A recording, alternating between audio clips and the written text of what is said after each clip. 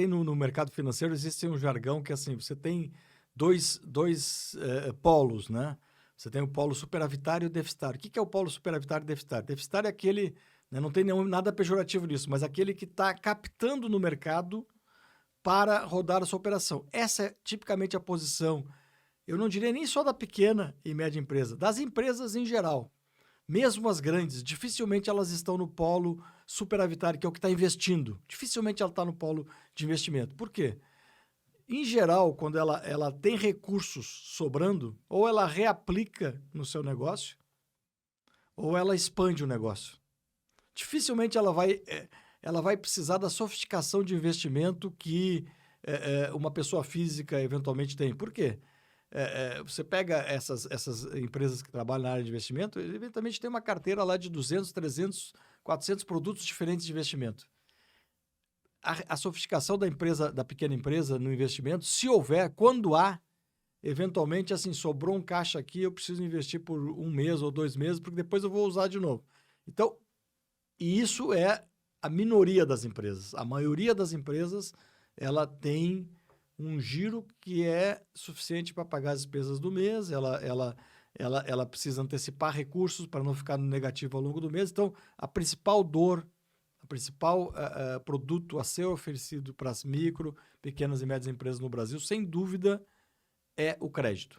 Então, as empresas, por exemplo, pequenas empresas, por exemplo, que têm ali a sua sobra de caixa, elas vão distribuir como dividendos e a decisão de investimento vai acontecer na pessoa física e não na pessoa jurídica. Exatamente. Quer dizer, quando há, né, às vezes há um desinvestimento. Quer dizer, digamos assim, eu tinha duas filiais e resolvi fechar uma filial e consegui fechar com um superávit. A gente sabe que isso não é comum, né, Anderson? A gente que vive esse mundo da contabilidade sabe que quando você desinveste, muitas vezes você não consegue desinvestir com resultado, né? Você desinveste para fechar a conta, né? Mas quando acontece isso, em geral, a decisão da pequena empresa ou ela tem um investimento em vias de acontecer e ela vai aplicar isso por 30 dias, 60 dias, ou ela reverte como dividendo para a pessoa física. Então, não existe a sofisticação que é necessária numa cartela de investimentos de empresas tipo XP, BTG, Genial Investimentos, etc., que tem 400 produtos diferentes de investimento. Não existe isso. E também, de uma certa forma, isso pode tornar muito complexo a função do contador de conseguir conectar todo esse Sim, portfólio de investimentos. exatamente, porque como eu comentei, quer dizer, a gente tem hoje um portfólio de crédito que é um dos mais completos, né? Entre as fintechs que operam, é o mais completo, sem dúvida, mas dos mais completos aí para atender a micro, pequena e média empresa, e nós estamos falando de 10, 12 produtos diferentes. Ou seja, é muito fácil de você entender e de você conseguir classificar o que você pode ajudar o seu cliente a adquirir. Né? Ou seja, a acessar. Cara, ó, pelo que você está precisando aqui, o que você precisa é fazer uma antecipação de recebíveis aqui nessa categoria. Pronto. Entendeu? Agora, diferentemente, você tem lá 200 tipos de investimentos diferentes, você vai falar, você não sabe nem por onde começar, porque até você mesmo como contador desconhece como que funcionam esses investimentos, porque você mesmo não aplica numa quantidade dessa. No máximo, você tem ali uma carteira diversificada ali, talvez ali 20 produtos diferentes. Você não vai ter nem de perto, né, o que você tem, por exemplo, de oferta como uma empresa como você citou aqui, né? Eu não tenho dúvida disso assim, e desde o primeiro momento, quando a gente mapeou a oportunidade para o Contibank, a gente enxerga a expansão, inclusive, dessa oportunidade para outras categorias de produtos que a gente não está oferecendo ainda, mas vai oferecer em breve. Por exemplo, seguros é um produto bastante relevante que também tem uma dificuldade muito grande de distribuição no Brasil. O mercado de seguros do Brasil, quando a gente compara com outras economias aí fora, ele é muito pouco desenvolvido. Existe muita dúvida, né, do pequeno empreendedor sobre seguro, porque a gente, como pessoa física, acaba se deparando com 2 tipos de seguros em geral. Seguro de automóvel e seguro de saúde, que são 2 seguros muito caros. No Brasil, o seguro de automóvel é muito caro, especialmente por uma questão de que existe uma fraude sistêmica nesse mercado. E o seguro de saúde é caro no mundo todo. É caro porque você tem a inflação da saúde, né? Nos Estados Unidos, inclusive, é mais caro que aqui. Então, são 2 produtos muito caros. E muitas vezes, né, o empreendedor pequeno, que não tem muita, não é dizer nem capacidade, eu acho que a capacidade dele tem que ser alocada para o foco dele, que é o negócio dele, né?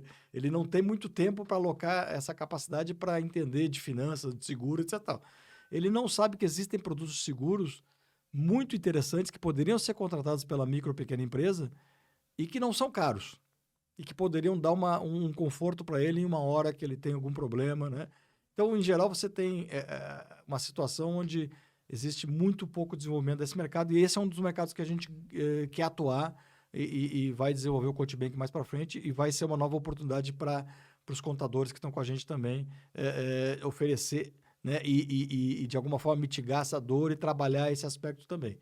Mas investimentos a gente entende que é muito pequena a oportunidade aí, ela é muito pouco relevante em relação à principal dor do empreendedor, do empresário brasileiro.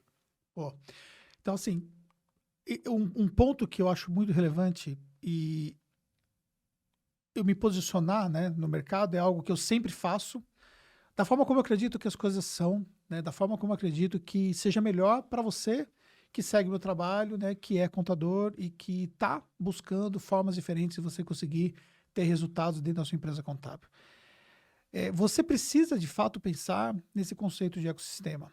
A gente está falando aqui de uma vertente, né? O Paulo falou aqui sobre a possibilidade de, no futuro, ter outras vertentes dentro do ecossistema, ou seja, é o ecossistema dentro de um ecossistema, é o ecossistema CoachBank criando o ecossistema para o ecossistema do contador, ou seja, você tem uma amplitude onde empresas que já têm ali um perfil, uma quantidade de clientes que ela atende, que são as empresas que estão conectadas justamente ao próprio contador e que estão conectadas à CoachBank, por exemplo, que tem acesso a outros serviços complementares. E quando você pensa no retorno disso tudo, você começa a ter um retorno de tudo aquilo que o seu cliente naturalmente consumiria e que você não teria nenhum retorno sobre isso se você não tivesse feito esse papel, que é o papel de hub, né, para esse ecossistema de serviços. Então, ou seja, isso, na minha opinião, é algo inevitável para uma empresa contábil hoje prosperar.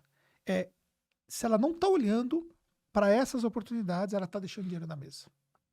E isso, no final das contas, você vai ver que a sua remuneração ela pode alcançar talvez ali um faturamento ali complementar, ou talvez pensando até na rentabilidade, porque como a gente tem uma rentabilidade que é uma rentabilidade livre, né, desse tipo de indicação, diferentemente do serviço contábil, então para você ter uma empresa contábil que você tem ali uma margem direta por volta de 20% no final, então você faturando 100 mil reais, você teria uma remuneração de 20 mil reais.